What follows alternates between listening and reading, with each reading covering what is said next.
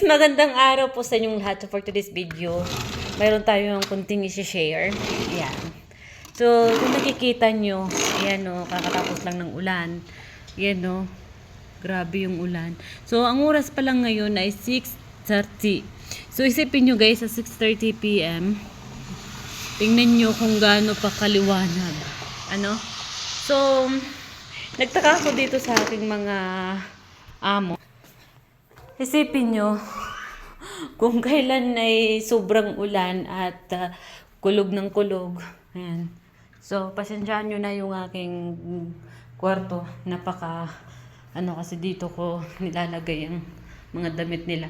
So, tingnan nyo guys, kung gaano kaganda ng weather ngayon. Ayan. Yun o, umalis sila. Ayan o, yung sakyanan, umalis sila. Kasi, ano bang mayroon? Sabi ko, ano bang mayroon?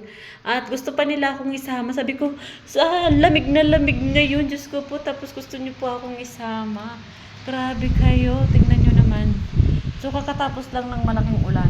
Ayan, meron na silang pupuntahan na magandang tanawin. Sobrang ganda daw, kasi nga daw yung ulan. Ha? Dito sa...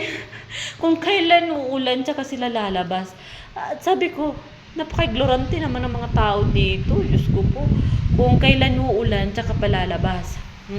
Tingnan nyo naman yung mirror. Yan. O, ang dami ng sakyanan guys na lumalabas eh. Kasi, ano sila kapag nakikita nyo yun, ang daming sakyanan. Dito kasi sa Saudi guys, bihira lang kasi yung ulan, no? Yan, tingnan nyo yung aking halaman na tinatanim. Ayan. So, nakalanghap na rin sila ng sariwang hangin.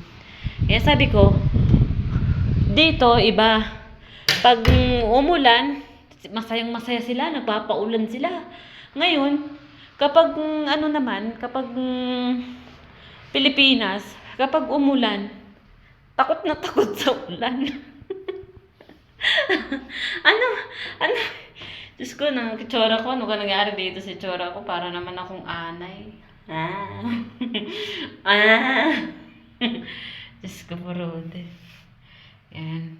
Makanta yung matandang tigulang nito. Siyempre, 50 years old na ang lola nyo, kaya ganito nang itsura talaga. Diba? Ayan yung alaga ko doon, sigaw na sigaw na.